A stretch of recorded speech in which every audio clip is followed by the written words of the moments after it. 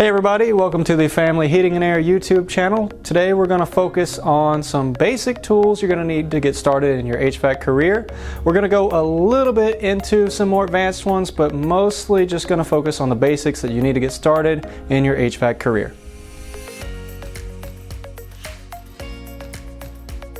Alright, so let's get started with the two most important tools that you're going to need on any and every single job that you're going to be doing, which is the tape measure and something to write with.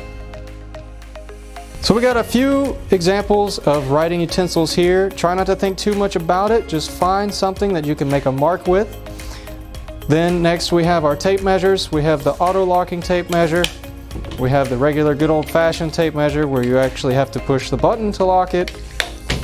We have this kind here where your finger stops it. The most important thing is to have something to take a measurement with and something to make a mark with.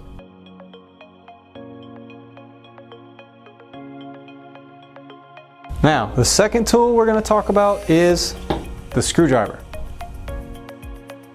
So normally you would have one and one.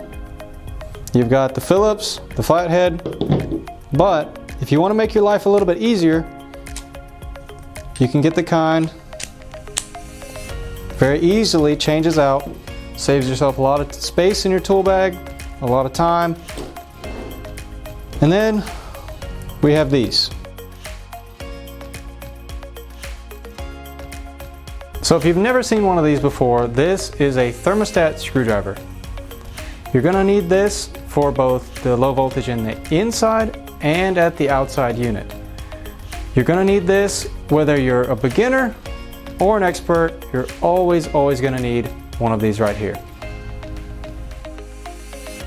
This particular thermostat screwdriver has two sides. This side is for the low voltage, and this side here is for removing Schrader cores. The Schrader cores are located in the valves on the outdoor unit, and from time to time they do go bad, which is a potential leak point. So you have to take this end here to remove them and change them out.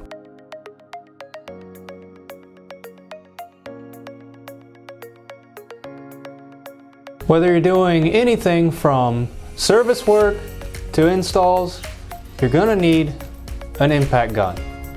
And with the impact gun comes a wide variety of bits. Let's start with my favorite bit, the Malco bit. The most common type of screw you're going to encounter is a 5/16 and the 1/4 inch. With the Malco bit, changing from one to another is very fast. While the Malco bit is definitely all you're going to need to get started, at some point you definitely want to have one of these kits here, so that way you have the widest variety of bits for your impact gun.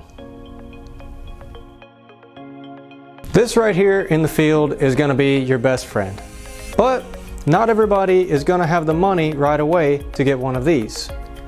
So to get started, this right here is never a bad idea. So this right here is a nut driver. Make sure at the bare minimum it has the 5/16 and the 3/4.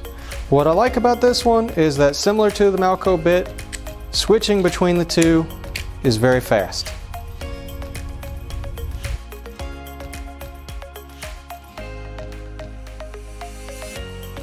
Let's talk about cutting tools. So here we have the basic knives for cutting different sorts of material.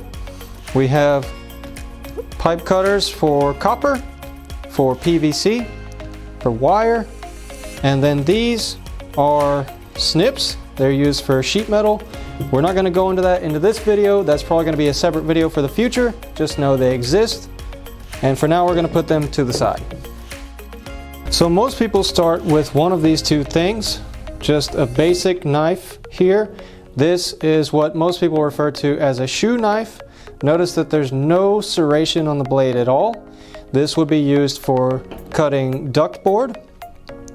What I like about these here is that, unlike the previous two, these have serrated edges on one side and then normal blades on the other. These make cutting ductboard a lot easier. Here we have cutting tools for different types of pipe. These right here would be for cutting copper.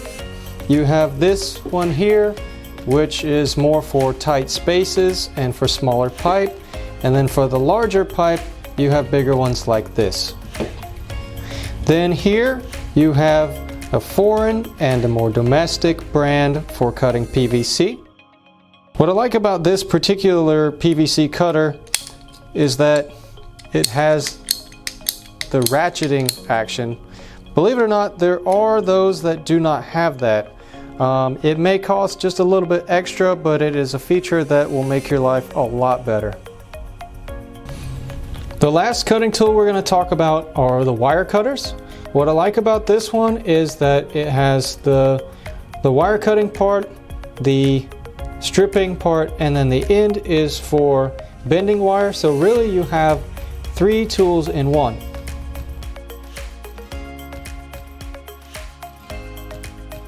Another set of tools that you're going to need is your crescent wrench and your vice grips.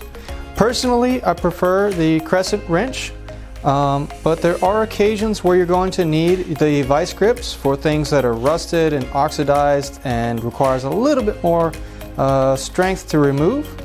But most people have a tendency to use the vice grips in places that they're not meant for, and you can end up stripping things out.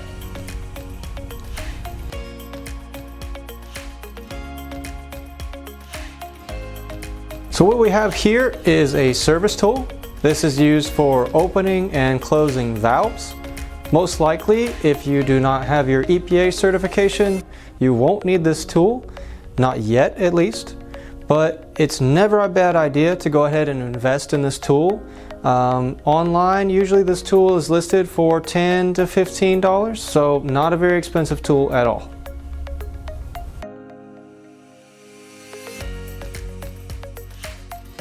Last but not least, we have these 2 tools here.